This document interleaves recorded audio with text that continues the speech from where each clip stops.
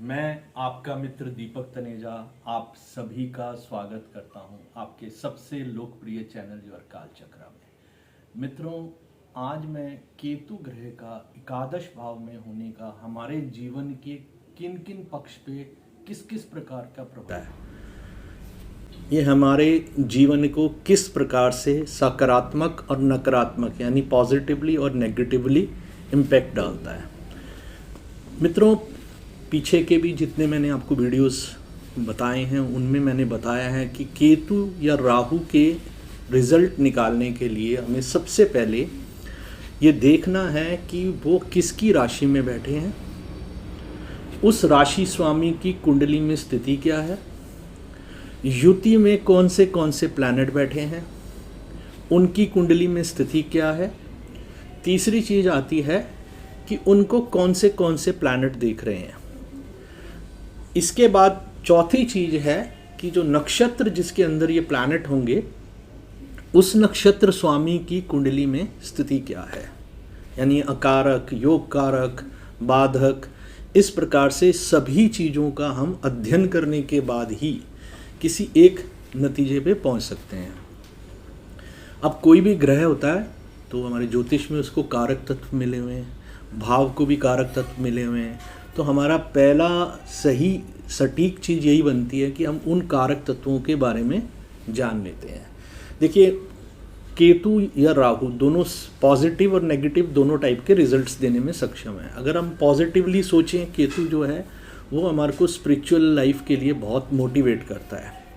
And अगर मैं सही बात बोलूं तो वो कंसंट्रेशंस को, इंटरनलाइजेशन को बढ़ाकर हमारे अंदर हमें किसी एक विशेष प्रकार की ज्ञान के प्रति योग्यता बढ़ाने की क्षमता देता है। यानी कि हम जितना इंटरनलाइज होते हैं किसी भी चीज़ के लिए उतना अधिक वो हमारे लिए रिजल्ट्स को बेटर करता चला जाता है। पेनिट्रेटिंग आइज यानी कि सम्मोहन करने की शक्ति होती है। भयानक, देखने में बहुत ही डरावना और भय पैदा करने वाला ग्रह है। दोनों ही ग्रह भय पैदा करते हैं, डिपेंड करता है कि उनकी पोजीशन कुंडली में क्या है। और ये हमें एक किस्म से आप ये कह सकते हो कि जो केतु है उसमें नीचे की बॉडी जो है ह्यूमन बॉडी है और ऊपर का हिस्सा नहीं है, तो हेडलेस होने के कारण से प्लानिंग स्कीमिंग का काम नहीं जानता, सोच समझ के कार्य नहीं करने देता। ये हमेशा पैशन में कोई भी काम चल रहा है, जो दूसरा प्लैनेट है या दूसरों के इन्फ्लुएंस में आके कोई भी चीज़ हो रही होती है उसकी तरफ ले जाता है। या यूँ भी कह सकते हैं हम पॉजिटिव सेंस में कि हमारे को कोई भी बुरी चीज़ की तरफ योजनाएं बनाने की आदत नहीं देता, हम साधारण सरल तरीके से चलते रहते हैं। बट ये हेडलेस है तो हम कई बार बिल्कुल सोचे समझे बगैर काम करते हैं। क्रोध भी हमारा जब ज़्यादा हो तो वो भी हमारा हेडलेस होने के कारण से इतना हमारा बुद्धि को ख़त्म करता है कि हमारा विनाश का कारण बन जाता है।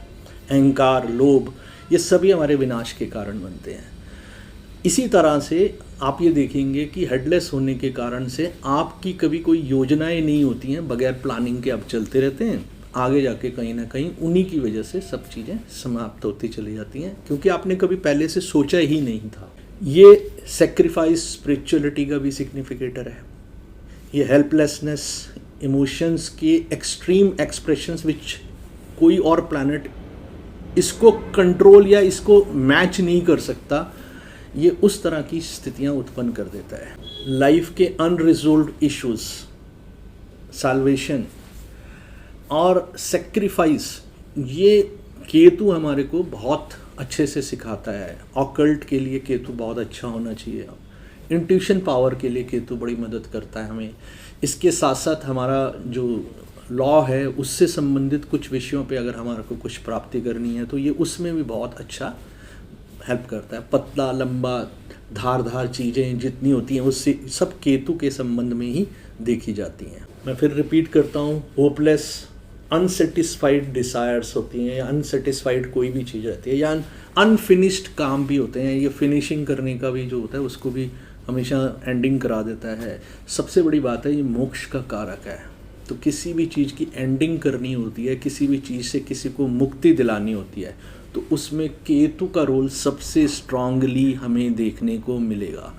अगर केतु आपका फेवरेबल है तो आपके लिए सहज रूप से आगे रिजल्ट बढ़ते जाएंगे।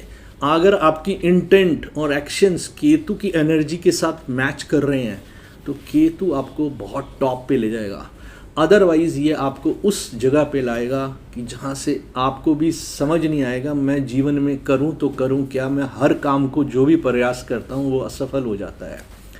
ये केतु महाराज का ऐसा आप दशाओं में भी देखते होंगे, जब इनके साथ किसी प्लैनेट का कम्बिनेशन बना हो तब भी आप ये चीज़ें देखते होंगे। इसके बाद जो ट्रांजिट में प्लैनेट्स हैं उनकी भी आप देखते होंगे। मित्रों, एकादश भाव हमारे किन किन चीज़ों को रिप्रेजेंट करता है? मित्रों, सभी जने जानते हैं इच्छा पूर्ति का भाव है।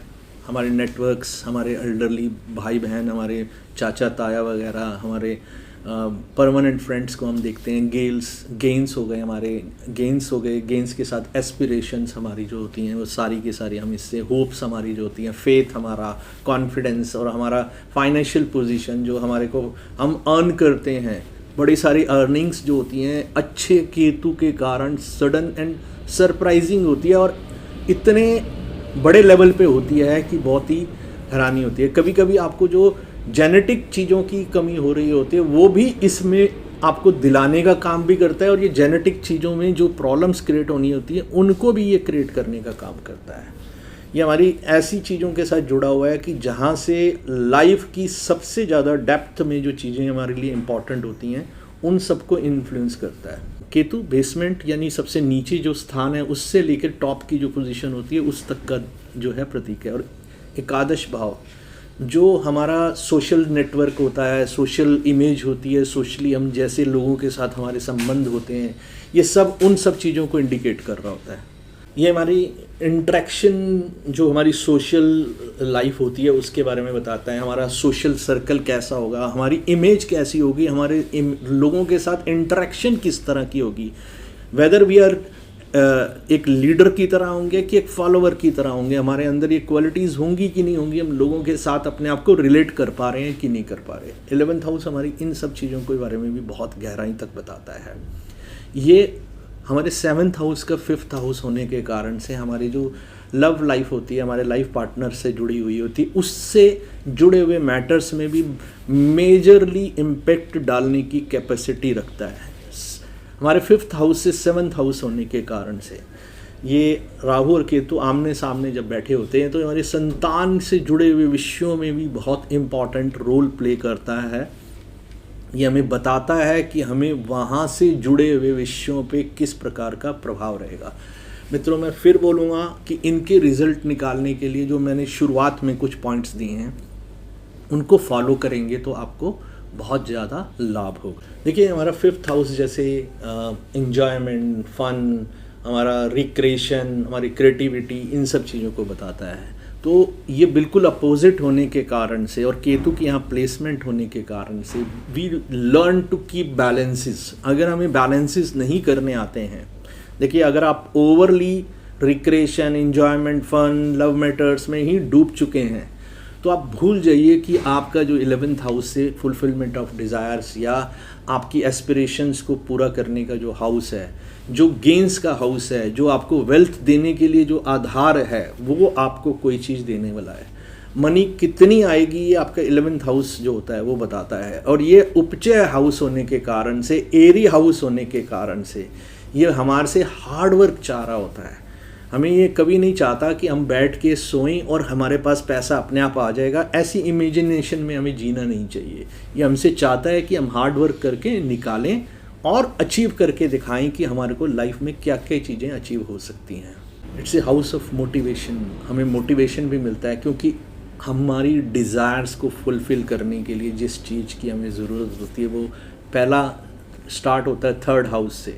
6th house, 10th house and 11th house, चारों जो उपचय हाउसेज हैं ये हमें हार्ड वर्क करने के लिए मोटिवेट करते हैं। और ये हार्ड वर्क जब हम मोटिवेट होके करते हैं तो हमारी एस्पिरेशंस फुलफिल होती हैं। इसीलिए इन 3 हाउसेस का इस 11th हाउस के साथ पॉजिटिव कनेक्शन जब हो जाए तो आप समझ लीजिए कि लाइफ में आपके लिए अचीवमेंट्स बहुत आसान हैं, आपकी इच्छाओं की पूर्ति सहजता से होती चली जाएगी।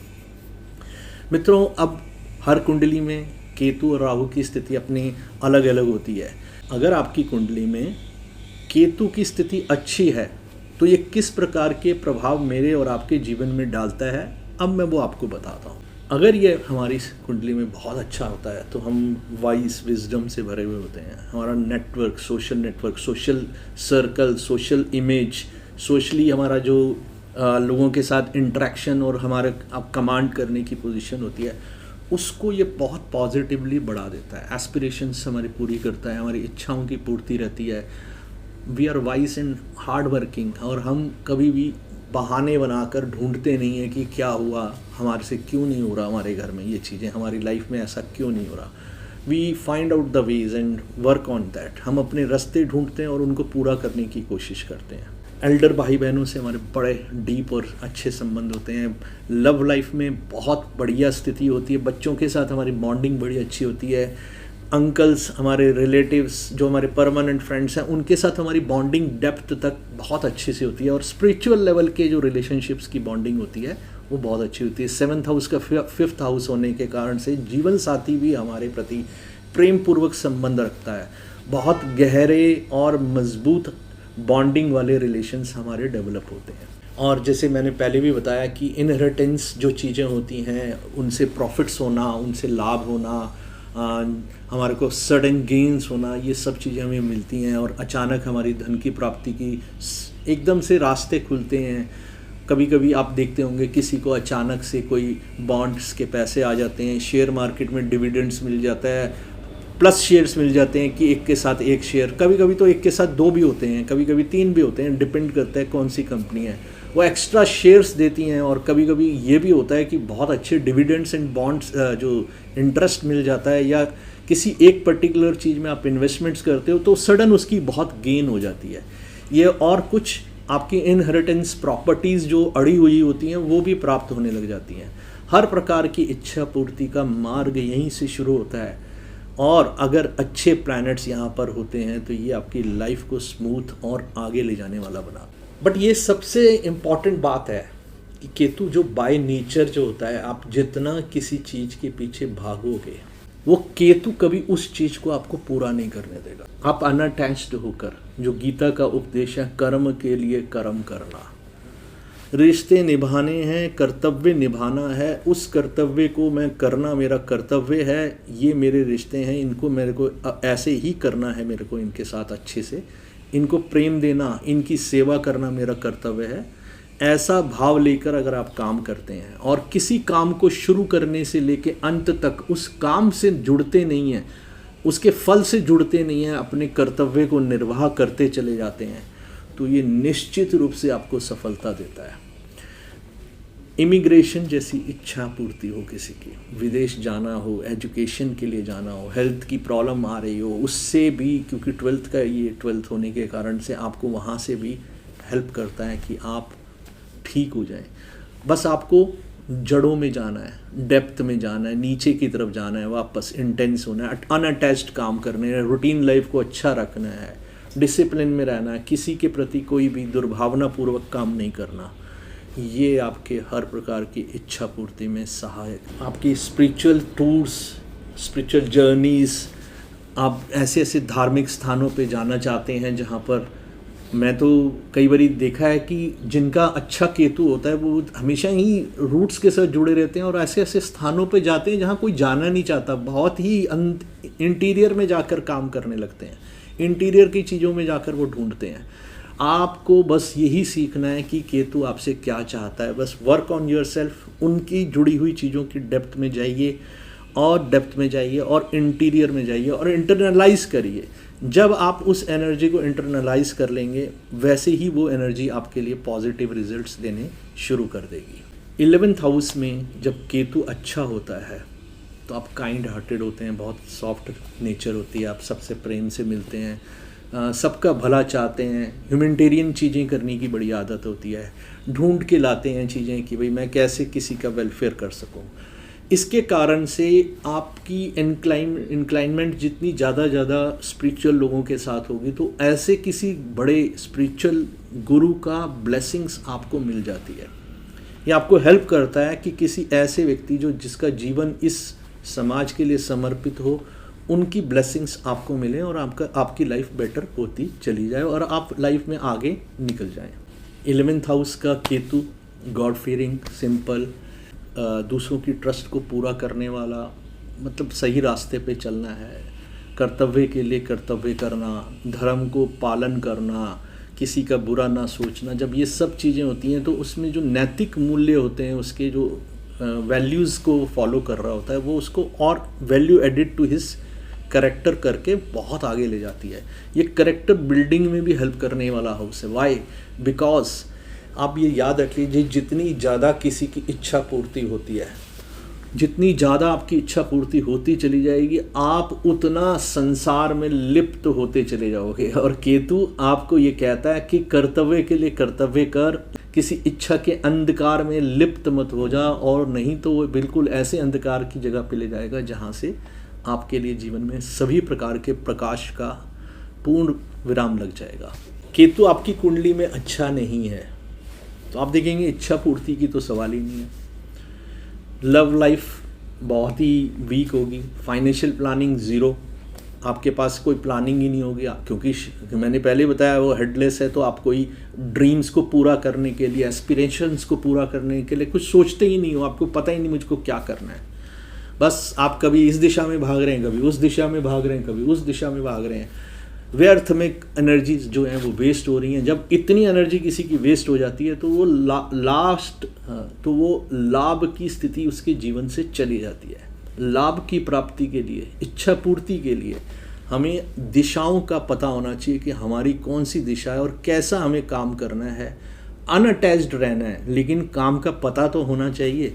तो ये आपका केतु आपको इन सब वैल्यूज़ के साथ अगर आप बढ़ रहे होते हैं तो हेल्प करता है। अगर नहीं है आपका केतु अच्छा कुंडली में तो आप दिशाहीन होकर भाग रहे हैं।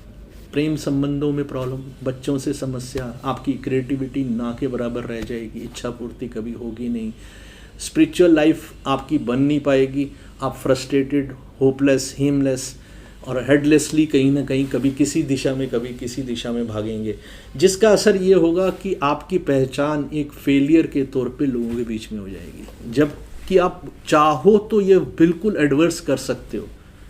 फाइंड आउट द अपने केतु आपसे चाहता क्या है, उसके ऊपर काम करें। जिस दिन आप ये समझ लेंगे उस दिन ये जीवन में सफलता देने में बहुत सहज हो जाएगा। मैंने ये भी देखा है कभी कभी केतु जब यहाँ बैठा होता है तो या तो आपके बड़े भाई बहन होते ही नहीं हैं, होते हैं तो उनसे आपका संबंध नहीं होता है। और कभी कभी तो ये भी होता है, मैंने ऐसे भी व्यक्ति देखे हैं कि यहाँ पर 11th हाउस के लॉर्ड के साथ अगर केतु वहाँ बैठ गया तो वो उनको लगता है कि हमारी ज़िंदगी तो सिर्फ अपने छोटे भाई बहनों के लिए ही रह गई है। मतलब वो सेल्फिश लेवल पे इतने ले जाएगा। डिपेंड करेगा कि वो जैसे कोई प्लैनेट है, वो प्लैनेट ख़राब है कुंडली में, बैडली इन्फ्लुएंस्ड है, बैडली प्लेस्ड है। जैसे मान लीजिए ये, क्योंकि अगर मैं कुछ भावों के लिए बाधक भाव भी होता है तो ये केतु की दशा और उस प्लैनेट की जो अपनी दशा है ये बहुत ही बीमारी देने वाली भी होती है। और एक चीज़ और बताता हूँ आपको मैं, यहाँ से जुड़े हुए कानों से संबंधित जो होती है, खासतौर पे लेफ्ट ईयर्स और आपकी चेस्ट एरिया, ब्रेस्ट एरिया जो होता है लेडीज़ का लेफ्ट साइड का, उसको प्रॉब्लम्स देने में ये बहुत सक्षम है। मैंने कई बार देखा है कि ये अगर नेगेटिवली प्लेस्ड होता है तो कुछ लोगों को लंग्स की प्रॉब्लम होना, कोल्ड कफ की प्रॉब्लम बहुत ज़्यादा होना, ये सब चीज़ें भी बहुत होती हैं। और अगर कोई वीक प्लैनेट इसके साथ बैठा हुआ है तो आप ये मान के चलिए, मैंने पहले ही बताया था, युति लेने वाले प्लैनेट के कारण से उसकी स्वयं की स्थिति भी और भयानक रूप से खराब हो जाएगी। तो आप देखेंगे कि वो बिल्कुल उसको पूरी की पूरी कोई नेगेटिविटी की पूरी बौछार होके आ जाएगी उसकी लाइफ में, वो ख़त्म होती चली जाएगी और वो समझ भी नहीं पाएगा कि मैं कर क्या रहा हूँ। पूछेगा कि मुझे तो अभी तक समझ नहीं आया कि मेरा जन्म क्यों हुआ है, भगवान ने मुझे क्यों पैदा करके भेजा है। तो ऐसी स्थिति होती है। और कभी कभी आप देखेंगे, मतलब जो कोई भी लिमिटेड सोर्सेज रह जाते हैं, लिमिटेड उसके लिए अपॉर्चुनिटीज़ डेवलप होती हैं, इच्छा पूर्ति होती ही नहीं है, बहुत वीक विल पावर भी उसकी रह जाती है। क्योंकि ये 3rd हाउस का 9th हाउस है, तो अगर 3rd हाउस की स्थिति भी ख़राब हुई और इसकी केतु का भी प्रभाव नेगेटिव पड़ रहा होगा तो आप मान के चलें कि वो उसको डिस्ट्रॉय करता है। आपकी विल पावर भी बहुत अच्छी नहीं होगी, बशर्ते लगन भी खराब हो, लगनेश की स्थिति भी खराब हो। इमोशनल स्ट्रगल्स होती हैं, और जो लव मैटर्स हैं वो उसमें फेलियर्स, आपकी स्पिरिचुअल लाइफ में कोई सेटिस्फेक्शन नहीं, और आप कभी भी कोई चीज़ में, मैंने तो कई लोगों को देखा है वो हैंडल नहीं कर पाते हैं कभी कभी इस एनर्जीज़ को, वो फिर जो होता है उनके लिए चक्रास को वो कर रहे होते हैं और वो हैंडल नहीं कर पाते हैं, तो उनकी बहुत बड़ी प्रॉब्लम बन जाती है और उसको वापस फिक्स करना ना आसान भी नहीं होता। तो कुछ लोग अपने आप ही चीज़ें शुरू कर देते हैं। तो मेरी एक रिकमेंडेशन ये रहेगी कि किसी गाइड या किसी गुरु के अंडर रहकर करें। इवन अपने आप की कोई मेडिकेशन भी नहीं करनी चाहिए। एक और तीसरी चीज़ मैं बोलता हूँ कि आपको कभी अपने आप ज्योतिष का अपने ऊपर अप्लाई ज़्यादा ना करें, क्योंकि ये नहीं तो बहुत ही आपको डरपोक और वो बना देगा। आप बिल्कुल जीवन में कोई भी वो नहीं करेंगे। और ये केतु खास तौर पे इस टाइप की चीज़ों को बढ़ाने में बड़ी वो करता है। डरपोक होते हैं लोग, भयभीत रहते हैं हमेशा। आप उनको देखेंगे बहुत ही एंग्जाइटीज़ में हमेशा नज़र आएंगे। ये केतु का असर होता है। वो सबसे डरते हैं कि वो मुझे देख रहा होगा, वो मुझे छुप के देख रहा होगा, उसने मुझे छुप के मेरे बारे में पता करा। कई बार होता है ये सच में, आपको लोग मिलेंगे। इसके साथ साथ आपको कई लोग मिलेंगे जो इसी 11th हाउस के केतु वाले, और 11th लॉर्ड अगर साथ हो तो वो छुप के बड़े सारे ऐसे काम करते हैं जो एंटी सोशल और एंटी जो होते हैं, एंटी जो मतलब समाज के पूरे विरुद्ध होते हैं। वीक 11th हाउस का जो अगर होता है तो, और अगर ये अच्छा होता है तो ये पूरे समाज के लिए असेट होते हैं, नहीं तो ये लायबिलिटी होते हैं समाज के लिए। आप जरा झांक कर देखिए, आपके परिचय में किसी का अगर है और अगर उसका अच्छा होगा तो वो समाज के लिए एक बहुत बढ़िया एक एसेट है, लोग उससे प्रेरणा लेते होंगे। और अगर वो खराब है केतु तो वो प्रॉब्लमेटिक है, अपने आसपास के लोग नहीं, समाज के अन्य लोगों के लिए भी प्रॉब्लमेटिक होकर रहता है। तो ये केतु बहुत ही डेंजरसली, बहुत बुरी तरह से, बेरहमी से किसी के साथ जो होता है तबाह करने का काम करता है। ये डिप्रेसिव नेगेटिव थॉट्स देता है अगर ये वीक केतु है। और इमोशनल लेवल पे आपको जो है डिस्टर्ब्ड, पैनिक में रखेगा। सबसे बड़ी बात यह है कि multiple failures in the life देता है। अच्छा देने पे आए तो मैंने पहले बताया कि extreme heights in the life, and ख़राब देने पे आए तो सो बैड कि आप कितने नीचे, समाज के नीचे कुचले हुए अंडर प्रिविलेज लोगों में पहुंच जाओगे कि आपको खुद को हैरानी होगी कि मैं यहाँ पर कैसे पहुँचा।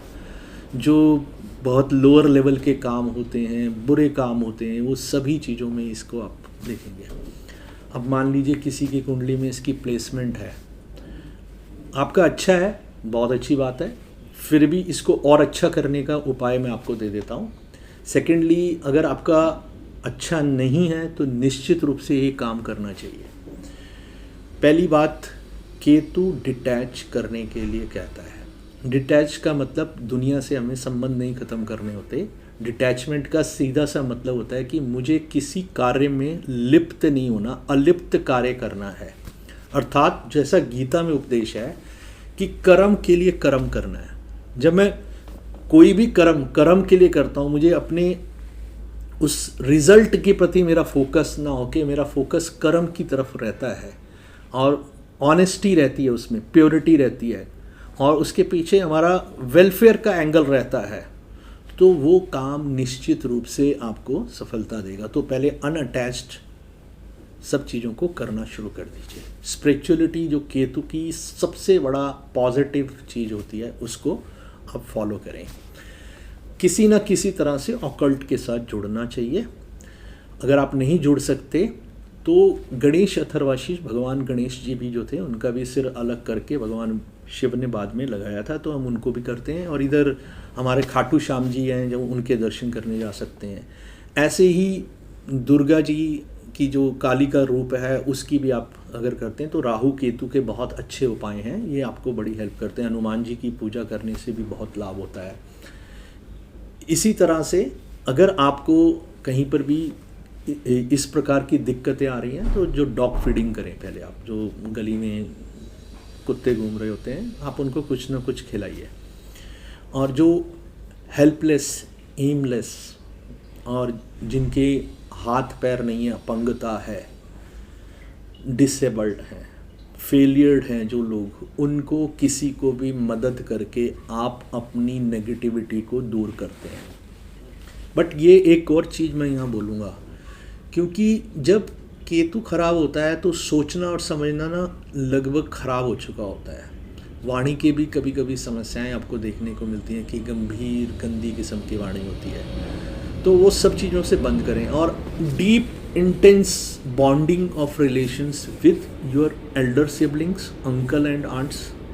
सेकेंडली, अपने जो जीवन साथी है उसके प्रति प्रेम को स्पिरिचुअल लेवल पे ले जाइए, तो ये आपकी लाइफ का बहुत ही बेहतरीन रिजल्ट देने वाला प्लैनेट डेवलप होके निकलेगा।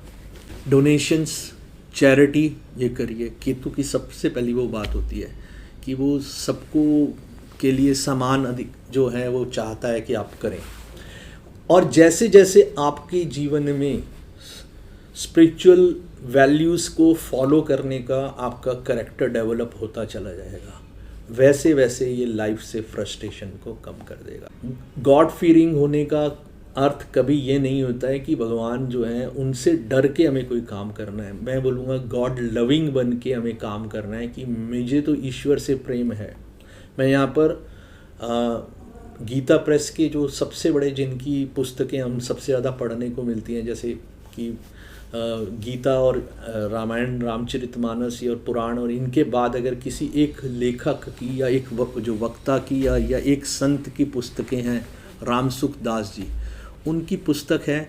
पर उनकी बहुत सारी पुस्तकों में एक चीज़ सबसे ज़्यादा उनकी वाणी में से आपको सुनाई देगी, वो बार बार कहते हैं, हे नाथ मैं आपको भूलूँ नहीं। और वो भगवान से अनंत प्रेम करने को ही भक्ति कहते हैं। तो मैं आपसे यही कहूँगा कि अनंत प्योर हार्टेड प्रेम करिए। जितना ज़्यादा क्लियर प्योर हार्टेड प्रेम ईश्वर से होगा, आपके जीवन से सभी प्रकार की चीज़ें, समस्याएं जो आ चुकी होती हैं वो दूर होती चली जाती हैं। कुछ भी करते वक्त पहले उसके रिजल्ट्स पे विचार कर लीजिए, नहीं तो बाद में जो होगा वो कर्मों का फल है, वो हमें स्वीकार करना ही पड़ेगा। वो किसी और जन्म का हो सकता है, इस जन्म का हो सकता है। पिछले जन्मों को तो मैं सुधार नहीं सकता, लेकिन इस जन्म में आज और इसी पल के बाद होने वाले सभी कर्मों पे मेरा अधिकार है, तो मुझे उनको करते समय सावधान रहना चाहिए। मित्रों, आज के लिए बस इतना ही। फिर आता हूँ एक नए विषय के साथ। बहुत सारे विषय हैं, एक नए विषय के साथ आता हूँ। और जल्दी ही हम कुछ अपने नए बैचेस शुरू कर रहे हैं, जिसमें नाड़ी ज्योतिष का है, एक हमारा वास्तु का नया बैच होगा और एक बेसिक का नया बैच होगा। ये नए बैचेस अभी हम जल्दी ही शुरू करने वाले हैं। और अगले साल हमारे कुछ और नए टॉपिक्स शुरू होंगे जो हमने पहले कभी कवर नहीं करे हैं। तो मित्रों, आज के लिए बस इतना ही। फिर मिलते हैं एक नए विषय के साथ। नमस्कार, धन्यवाद।